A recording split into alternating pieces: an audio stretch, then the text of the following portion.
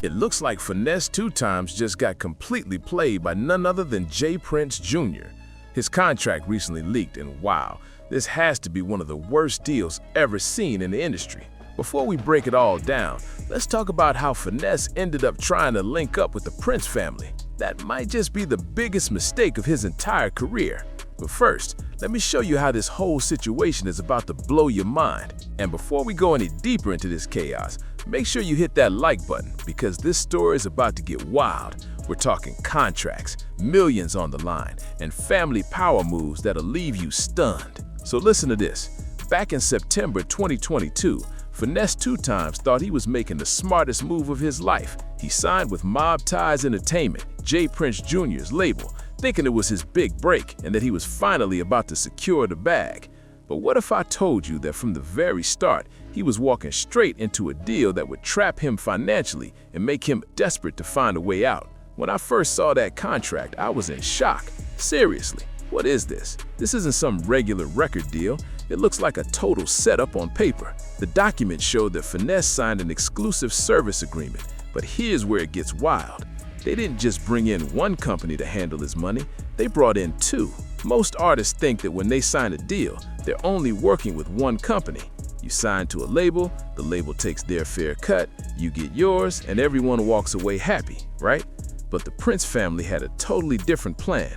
They built a setup where several companies collect money from the hard work of just one artist. Now let's talk about that advance money, because this is where things really start to look messy. When an artist gets signed, they usually receive an advance, kind of like a signing bonus. It's meant to help them stay afloat while making music and growing their career. But here's the wild part that really changes everything. Even with that advance, Finesse reportedly only got to keep a small piece of it. The leaked contract shows that every dollar coming in was divided three ways: 35% to the artist, that's Finesse, 35% to Mob Ties, J. Prince Jr.'s company, and 30% to JPE, James Prince Entertainment. And guess who's behind that? J. Prince Sr., the father himself. So picture this, if $1 million comes in, Finesse walks away with $350,000, J. Prince Jr. pockets another $350,000, and the father takes $300,000. That's a total family payday. This man's money was getting split from every angle, and believe it or not, it gets even worse. That advance money Finesse got? Yeah, he has to pay that back from his 35% before seeing another dime. So if they fronted him $200,000, he's got to bring in around $571,000 in total revenue just to break even on that advance. Meanwhile, the Prince family is collecting their 65% the entire time. And here's where it really starts to look unfair. After digging into the business filings, it turns out both Mob Ties and James Prince Entertainment are officially registered in Texas. J. Prince Jr. owns Mob Ties, and James Prince Sr. owns James Prince Entertainment. So basically, what's happening is the son signs Finesse under his label, then brings in his father to take a share of the profits too. You see how wild that is? That's like if I signed you to my label, then said, oh yeah, my pops needs a cut too. That's not how fair business should be done. But the Prince family has been moving like this for years, building a structure where every deal seems to feed multiple members of the family. J. Prince Sr. has been a power player since the 1980s with Rap-A-Lot Records. He's seen every kind of contract and knows exactly how to craft deals that keep his family's income flowing strong. What's wild about all this is that it creates a serious conflict of interest that would make any lawyer lose their mind. If J. Prince Jr. is supposed to protect his artist's best interests, but his father is also getting paid from the same money, then who is he really looking out for?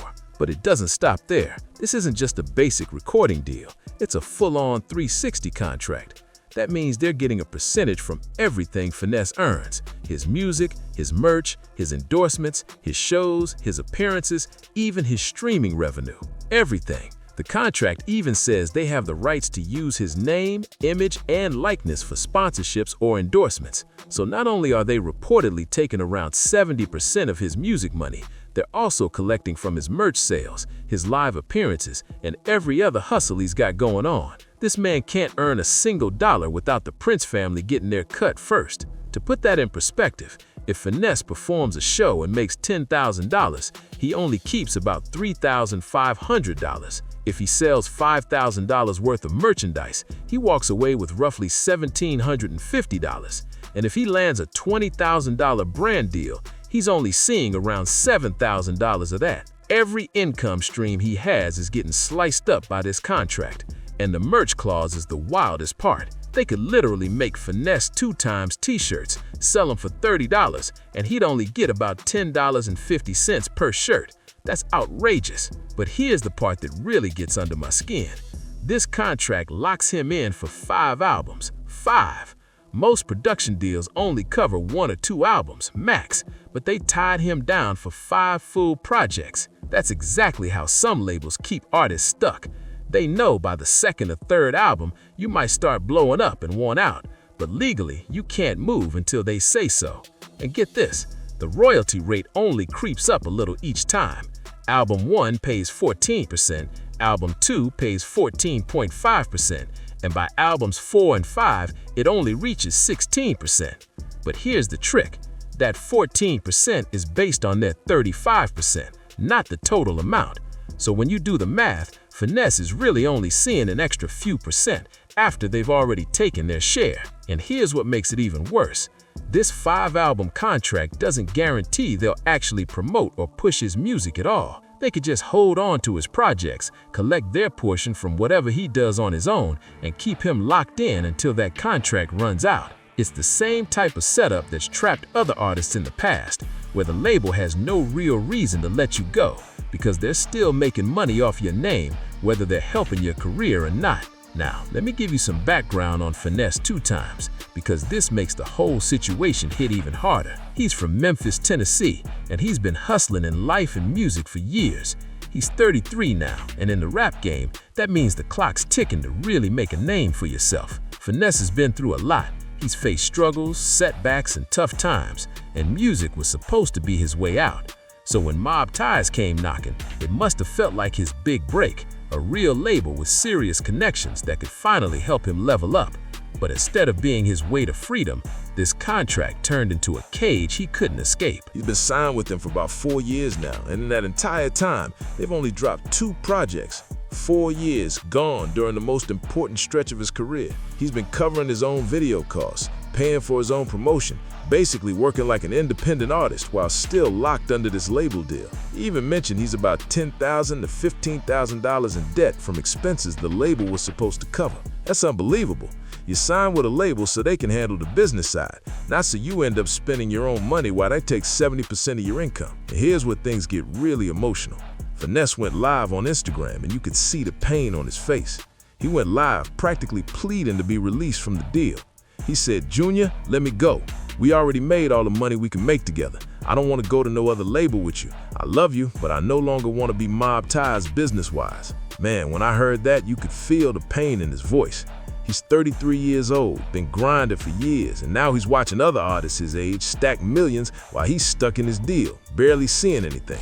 But the part that really broke hearts was when he started talking about his family. He said, "I got kids to feed, I got bills to pay, and I'm out here looking crazy because I can't provide the way I should be able to." That line hit deep. You could feel the frustration, the exhaustion, and the real-life pressure in every word. When he said, "P, let me go make my money, it's over with, we done," it wasn't anger, it was a man reaching his breaking point. And here's what really makes this whole thing hard to watch. Finesse mentioned that J. Prince Jr.'s father is reportedly worth around $300 million, yet they're still taking such a huge percentage from him. That just doesn't add up. If your family already has generational wealth, why take 70% from an artist who's just trying to survive and take care of his people? That's not just bad business, that's unfair. By the time the live ended, this man was in tears talking about how he can't properly provide for his family because of the terms of this contract. And that moment right there said everything. J. Prince Sr. built his fortune over decades in the music industry, with hit artists, sharp business moves, and investments that set his family up for generations. So the big question is, why keep squeezing artists like Finesse for every last cent? It's like a millionaire arguing over a few dollars with someone who's just trying to get by. Technically within their rights, sure, but morally, that's another story entirely. Now here's where things start getting really tense for Finesse. Speaking out publicly against the Prince family is a serious move, and not one many artists are willing to make. Everyone knows the Prince name carries major weight in Houston and throughout the industry. They run their business tight, and they definitely don't like their private matters being put out in public. The Prince family has deep connections, the kind that can make or break opportunities. One phone call could slow down radio play, block performance bookings, or close doors in the business. When you clash with them, you're not just dealing with one label, you're facing an entire network. But Finesse seems to have reached a point where he feels like he's got nothing left to lose. He even said he's willing to meet up in person, alone, just to resolve the situation. That takes real courage, but it also shows how desperate he is to break free from this deal. And when he said, "I don't have a dad worth $300 million, so it's easy for you to not care," that line hit deep. It showed he fully understands the massive power gap he's up against. And this situation isn't just about Finesse. It's a pattern that's been happening across the entire music industry for years. New artists get excited when a label finally shows interest. They rush to sign the deal, skip reading the fine print, and then realize too late that they've locked themselves into something that benefits everyone but them. Take Megan Thee Stallion and her situation with 1501 Entertainment, a very similar story. She blew up, wanted to renegotiate or move on, and ended up stuck in a long legal battle that dragged on for years. The label kept earning from her success while she was just trying to take back control of her own career. Or look at Lil Wayne and Cash Money, one of the biggest artists in the world, yet tied to a deal that stopped him from releasing music when he wanted. It took years of legal fights and public tension before he finally gained his freedom. Lil Wayne has pleaded guilty to a federal weapons charge. He faces up to 10 years in prison. And that's the wild part. Lots of these contracts are way more common than people realize. A lot of your favorite artists probably signed similar deals early on in their careers. The only difference is some of them blow up big enough to renegotiate, and the rest stay quiet to avoid problems. Now let's break down the legal side, because this is where it gets really tricky. Once you sign a deal like that, you're legally required to meet your obligations. That means Finesse can't just walk away no matter how bad it gets. Even if a deal is completely one-sided, the contract usually has strict rules about what happens if the artist tries to break it. There could be heavy financial penalties, legal fees, or even lawsuits for damages. These labels have full legal teams whose only job is to make sure the paperwork is airtight. But the truth is, just because something is legal doesn't mean it's fair. Most of these contracts are written in complicated legal language that the average person can't fully understand. Artists get so excited about finally landing a deal that they don't always bring in the right lawyer to explain what they're actually signing. Finesse probably thought he was agreeing to a regular record deal, but in reality, he was handing over nearly 70% of his entire career to the Prince family for 5 whole albums. And what makes this sting even more is seeing other Memphis artists thriving while he's stuck in place. He's watching people he came up with, buying houses, luxury cars, and living the dream, while he's still trying to make back the money he spent out of pocket on his own music videos. Artists like Moneybagg Yo, also from Memphis, are cashing in big and enjoying the rewards of their grind. Meanwhile, Finesse is trapped in a deal that limits his potential, even though he's got real talent and a loyal fan base. He said that if he were free to sign elsewhere, he could easily be making $10 to $20 million. That's life-changing money. He's probably sitting back watching other artists secure $1 million advances while he's still battling over just a few $1,000s. That's got to be frustrating for someone who knows they've got the skill and drive to compete at that same level. Now let's break down this whole recoupment situation, because this is where a lot of artists get caught off guard. Even though Finesse only receives 35% of the revenue, he still has to pay back any advances or label expenses from his portion before he sees another dime. Meanwhile, the label continues collecting their 65% the entire time. It's like working to pay off debt while someone else gets rich from your effort. And here's the real catch. The label decides what counts as expenses that need to be repaid. Things like studio sessions, marketing, promotions, music videos, all of that comes straight out of the artist's pocket first. So even if Finesse's music brings in $1 million in revenue, if the label claims they spent $300,000 on expenses, he'd have to earn around $857,000 from his 35% share before seeing any additional income. That's almost impossible math. It puts the artist in a position where no matter how much success they generate, it's tough to get ahead financially. And when you factor in how the streaming era works, where streams don't pay nearly as much as album sales used to, that kind of contract can completely hold an artist back from ever truly winning. This is where things really start to sound unbelievable. Streaming barely pays compared to how physical sales used to, so artists now need massive numbers just to earn a decent check. If Finesse pulls in 1 million streams on Spotify, that might only generate around $3,000 to $4,000 total. But under his deal, he only keeps about 35% of that, which comes out to maybe $1,200. Then, after taxes and other expenses, he's probably walking away with only $600 to $800 from 1 million streams. Meanwhile, an independent artist would keep nearly all of that $3,000 to $4,000. So basically, Finesse needs to rack up almost 3 times as many streams as an independent artist just to make the same amount of money. That's wild. And here's the worst part. To stay relevant in streaming, artists have to drop music constantly, but if the label isn't releasing his songs on time or isn't promoting his projects properly, he can't build the kind of momentum he needs to keep growing those streaming numbers. It's like being stuck in quicksand while everyone else keeps moving forward. What makes it even tougher is social media. Finesse can literally scroll online and see other artists showing off their success, posting new chains, fancy cars, and houses, while he's tied to a contract that keeps him from seeing those same wins. The emotional weight of that is real. This man went from being full of excitement about his music career to publicly pleading for his freedom from this deal. Age really does matter in this business. Every year you're trapped in a bad deal is a year you can't get back.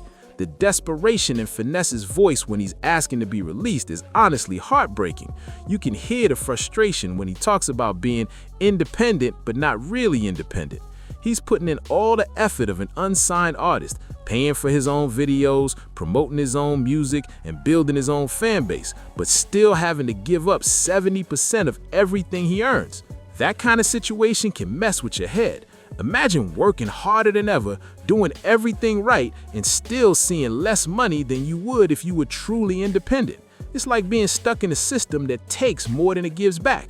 And the thing is, the Prince family has major influence. Connections with radio programmers, playlist curators, booking agents, and other power players in the industry. If they wanted to, they could make things really difficult for Finesse, even if he somehow got out of the deal. But when you're pushed into a corner, you've got to fight back with whatever you got. And for Finesse, that weapon is his voice and his story. This whole situation isn't just about one artist or one bad contract. It's a reflection of how the music industry can still take advantage of artists, especially those who come from tough backgrounds and might not have access to strong legal guidance when signing those early deals. It really makes you stop and think. How many other artists are silently stuck in similar contracts but too afraid to speak out? How many careers have been slowed down or completely ruined because of these kinds of deals? It raises serious questions about whether the system is truly built to help artists succeed or if it's mainly there to profit from their talent. The music industry has always had a pattern. Powerful people making big money off talented individuals who don't fully understand the business side. But in 2024, with all the information out there and so many independent artists proving you can make it on your own, there's really no reason anyone should still be signing these unfair deals. Artists need to study the game, hire solid legal help, and realize that a record deal isn't always a blessing. Sometimes it's a trap disguised as an opportunity. What happens next with Finesse could change the way other artists handle their own situations. If he manages to get out of his contract or renegotiate for better terms, it can inspire others to speak up about the bad deals they're stuck in too. But if the Prince family decides to take a hard stance and make an example out of him, it might make other artists too scared to come forward. Everyone in the industry is paying close attention to see how this all unfolds. No matter what happens, Finesse has already done something major. He's pulled back the curtain on how some of these unfair contracts actually work and how they can keep artists trapped for years. This contract gotta be one of the wildest, most unsided deals I've ever come across. And the fact that Finesse is locked into it for 5 albums is unbelievable. A 70-30 split with the Prince family, a 5-album commitment, and a full 360 deal that takes a piece of everything he earns, that's not just tough, That's designed to keep him grinding non-stop while everyone else profits off his talent. What's even crazier is how these kinds of deals keep repeating in the industry. Artists come in full of passion and dreams, only to get stuck in contracts that slow them down instead of setting them free. It's a harsh reminder that not every handshake in the music business means opportunity. Sometimes it's a warning in disguise. If you're interested in learning more about how the business side of hip-hop really works and want me to keep breaking down hidden industry moves, make sure you hit that like, subscribe, and turn on notifications so you don't miss what's coming next. I've got more stories that'll make you look at the music game completely differently. The music industry is a maze, and sometimes the very people who are supposed to lift artists up are the same ones quietly holding them back. Stay smart, stay alert, and remember, always read the fine print before you sign anything.